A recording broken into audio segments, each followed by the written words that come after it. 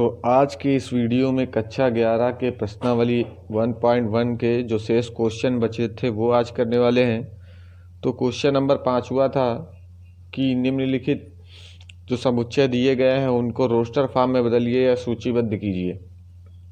तो पहला क्वेश्चन हमारे पास है कि A equal X is such that एक विषम प्राकृत संख्या है।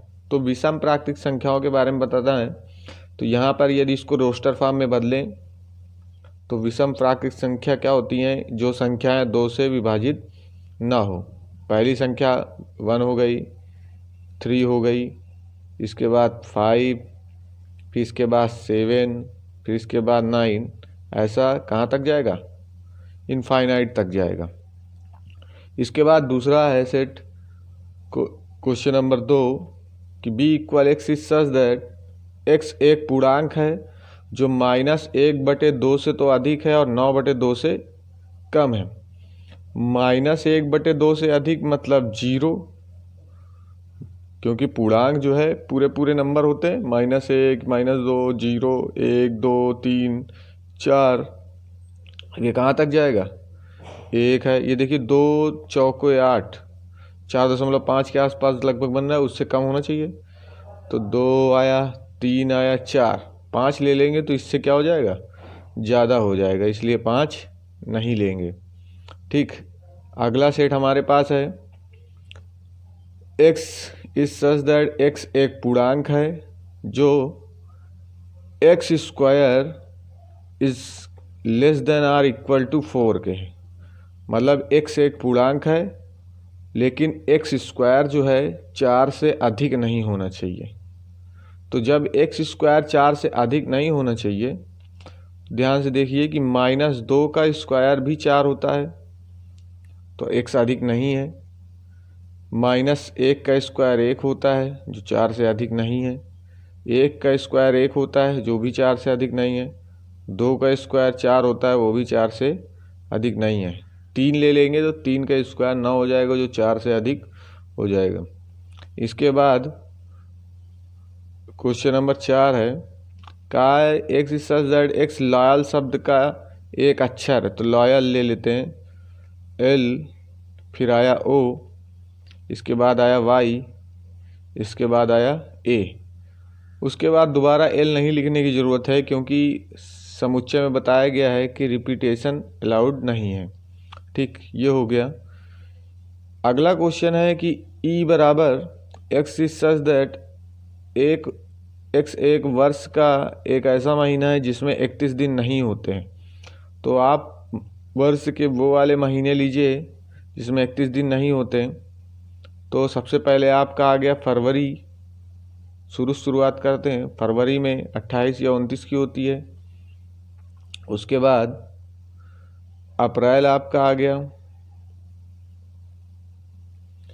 उसके बाद मई आपका 31 का होता है। जून आपका हो गया। जुलाई अगस्त आपके 31 के होते हैं।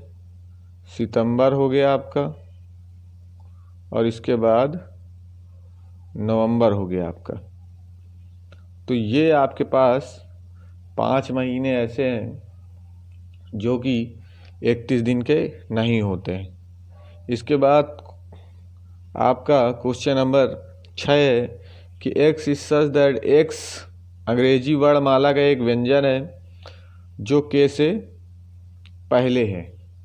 तो इस बार जो है अंग्रेजी वर्णमाला के व्यंजन की बात हुई है, स्वर की नहीं हुई है।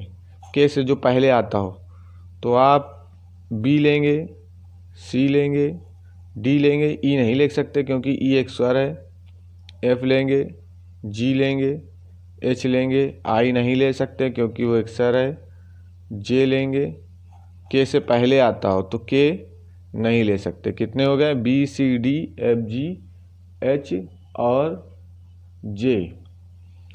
तो ये हो गया।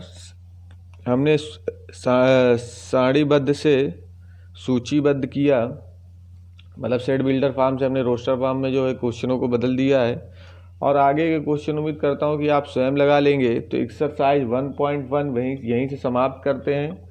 अब जो है एक्सरसाइज 1.2 जो है समुच्चय के एक्सरसाइज 1.2 के बारे में जानते हैं। और इस एक्सरसाइज 1.2 में क्या पढ़ने वाले हैं इससे पहले हम उसके बारे में आपको बता दें। तो एक्सरसाइज 1.1 में जो है हम लोग समुच्चय के प्रकार पढ़ेंगे। अभी हमने लिखा था समुच्चय लिखने के प्रकार, लेकिन अब समुच्चय कितने प्रकार के होते हैं ये देखेंगे। तो सबसे पहले मान लो आपका एक आया समुच्चय रिक्त समुच्चय। क्या आया? रिक्त समुच्चय। समुच्चय कितने प्रकार के होते हैं ये देखते हैं। तो रिक्त समुच्चय आया आपको, इसको कहते हैं एम्प्टी सेट। देखिए आप लोगों से निवेदन है कि आप पूरा वीडियो देखा करिए, जिससे आपको अच्छे से एक्सरसाइज समझ में आए। आप 2 मिनट 1 मिनट देखने के बाद वीडियो स्किप कर जाते हैं, तो हो सका करें कि पूरा वीडियो देखें, तभी आपको एक्सरसाइज अच्छे से आती है। तो 1.2 का आप जो है ये इसकी भूमिका है 1.2 की, जिसको आप अच्छे से देखिए तब आप इसकी एक्सरसाइज को समझ पाएंगे। तो रिक्त समुच्चय या एम्प्टी सेट, देखिए इसके नाम से ही समझ में आ रहा है कि ऐसा समुच्चय जो रिक्त हो। ठीक है, तो ऐसा समुच्चय जिसमें कोई अवयव ना हो, ऐसा समुच्चय जिसमें कोई अवयव ना हो, जिसके अंदर कोई अवयव ना हो, चाहे उसको हम रोस्टर फॉर्म में लिखें, और यदि हम उसको सेट बिल्डर फॉर्म में लिखेंगे तो यदि ऐसा गुण हो एक्स का जिसको रोस्टर फॉर्म में बदलने पर उसके अंदर कोई अवयव प्राप्त ना हो, तो यहाँ लिखेंगे ऐसा समुच्चय जिसके अंदर कोई अवयव समझते ना, एलिमेंट्स, अवयव ना प्राप्त हो, एम्प्टी सेट कहते हैं। तो एग्जाम्पल के लिए हम लोग देखते हैं, जैसे एग्जाम्पल आप ले सकते हैं कि सेट बिल्डर फॉर्म के रूप में हम लोग लेते हैं, उसके बाद उसको रोस्टर फॉर्म में बदलेंगे। तो x इज सच दैट, और x एक प्राकृतिक संख्या है जो 2 से बड़ी व 3 से छोटी है।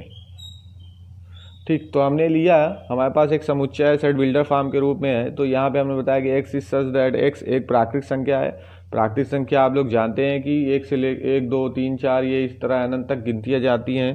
तो हमने कहा 2 से बड़ी व 3 से छोटी। तो देखिए यदि हम मान लीजिए एक संख्या रेखा बनाते हैं, तो ये यहाँ पर ध्यान से देखिए 1 2 3 4 प्राकृतिक संख्याओं को हमने दर्शाया है। तो उन्होंने कहा है 3 से तो छोटी है और 2 से बड़ी। 2 से बड़ी और 3 से छोटी के बीच में कोई प्राकृतिक संख्या होती ही नहीं है ना। तो जब कोई संख्या प्राकृतिक संख्या बीच में होती नहीं है तो उसको लिखेंगे फाई। ठीक है, इसको कहते हैं फाई, FPHI, फाई। तो यहाँ पे जब हमने फाई लिखा तो इसी को जो ये इस प्रकार का जो सेट लिखा है, यही आपका रिक्त समुच्चय को प्रदर्शित करने का प्रतीक है। ठीक है, इसको ब्रैकेट के अंदर नहीं बंद करेंगे, यही है आपका फाई जो है रिक्त समुच्चय। यदि ब्रैकेट के अंदर बंद कर देंगे तो इसका मतलब ये है कि एक अवयव हो गया। ठीक है, तो या तो फाई बना दो या फिर खाली करके ऐसे कोष्टक रख दो। ये एक रिक्त समुच्चय का चिन्ह है और एक ये है। ठीक है, या तो फाई लिख दो या आप खाली ब्रैकेट बना दो। ठीक है, एक दूसरा क्वेश्चन ले लेते हैं। दूसरा क्वेश्चन है कि x is such that x, यदि मान लो कक्षा 11 में आप क्लास 11th में हैं और आपकी कक्षा में, तो यहाँ लिख देते हैं x एक कक्षा 11 में बैठा कक्षा 10 का स्टूडेंट है। तो अब ये बताओ आपकी कक्षा में कोई कक्षा 10 का स्टूडेंट बैठेगा क्या? जब क्लास 11th है तो क्लास 10th का स्टूडेंट कैसे हो सकता है? तो जाहिर सी बात है इसके अंदर कितने अवयव होंगे? कोई अवयव नहीं होगा। तो जब इसके अंदर कोई अवयव नहीं होगा तो इसका रोस्टर फॉर्म क्या होगा, खाली होगा। या तो ये बना दो या फिर ये बना दो। तो कुल मिला के कहने की बात यह है कि एक ऐसा समुच्चय जिसके अंदर कोई अवयव ना आ पाए, खाली हो, तो उस प्रकार के समुच्चय को हम लोग रिक्त समुच्चय कहते हैं। अब इसके बाद दूसरा समुच्चय आपका आया परिमित समुच्चय। दूसरा समुच्चय क्या है, परिमित समुच्चय या फाइनाइट सेट। तो परिमिति समुच्चय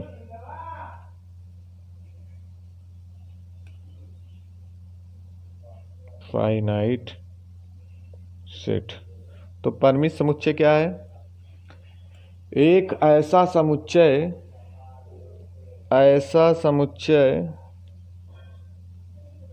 जिसके अवयवों को गिना जा सके, या उनकी संख्या अवयवों की, किनकी, उनके अवयवों की संख्या निश्चित हो, अवयवों की संख्या निश्चित हो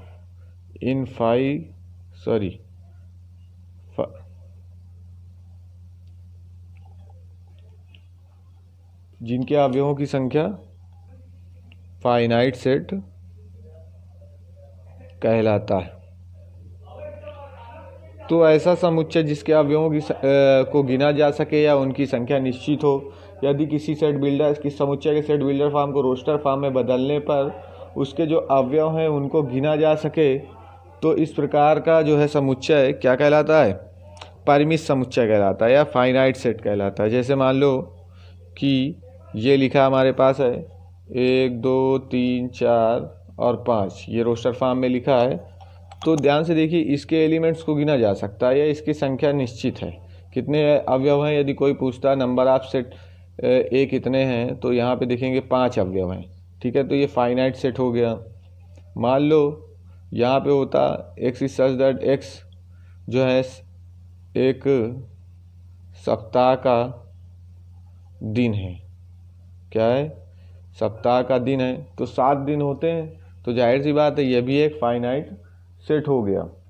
ठीक है, या फिर आपका हो जाता कि x is such that x एक आपकी कक्षा में बैठे छात्र।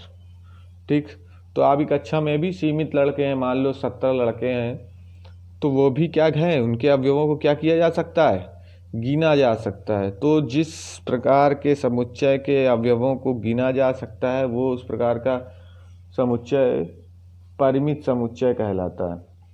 ठीक है, मान लीजिए आप ले लेते हैं एक और समुच्चय ले रहे हैं 2 4 6 8 10 12। ठीक है, 2 के गुणज हमने 12 तक लिए हैं, तो कितने अवयव हैं, 1 2 3 4 5 6। तो यहाँ पे कितने नंबर हैं, एलिमेंट्स, नंबर ऑफ एलिमेंट्स ये हो गए 6। तो ये इसमें भी क्या हुआ है, इसके अवयवों को गिना जा सकता है या इसके अवयवों की संख्या निश्चित है, तो इसलिए ये क्या हो गया, परिमित समुच्चय हो गया। अगला समुच्चय हमारे पास है अपरिमित समुच्चय या इनफाइनाइट सेट। तो यदि किसी समुच्चय के अवयवों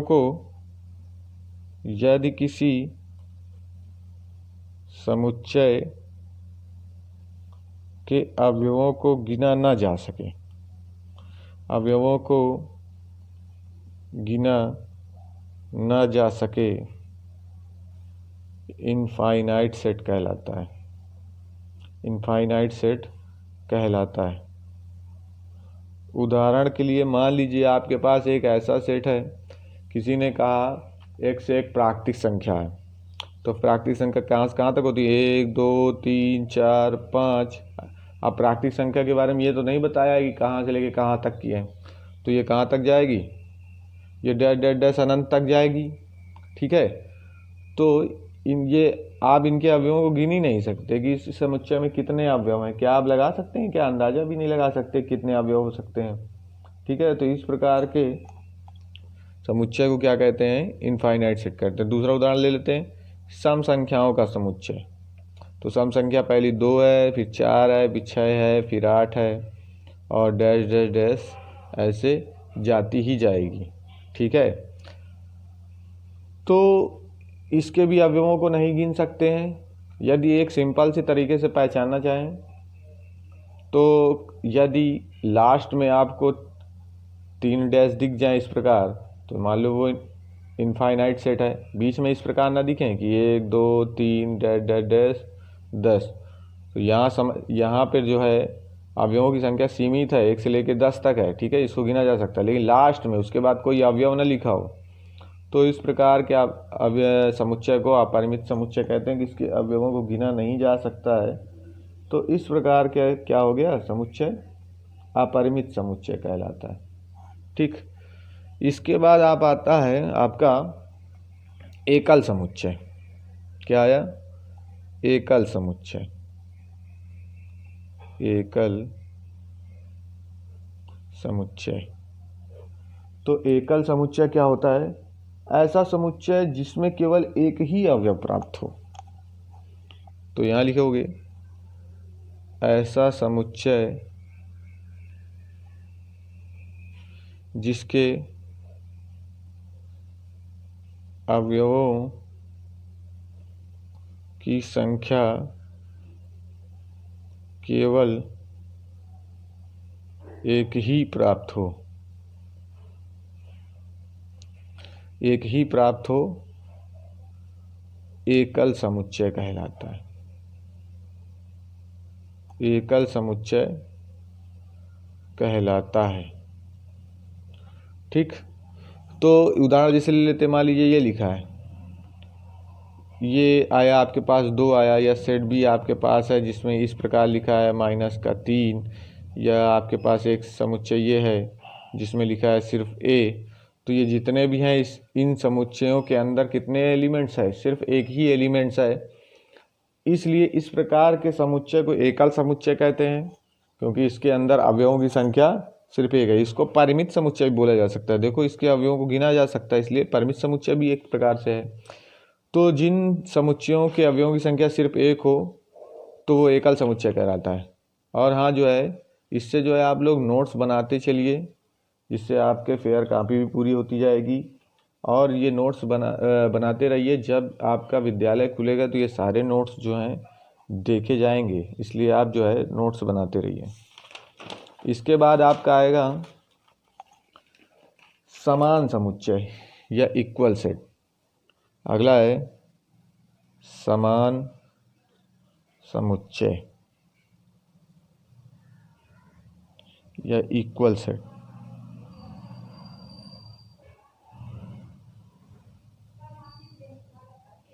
तो यहाँ पे लिखेंगे समान समुच्चय या इक्वल सेट क्या होता है? तो ऐसे समुच्चय, या लिख सकते हैं कि यदि ए व बी कोई 2 समुच्चय हैं तो ए का प्रत्येक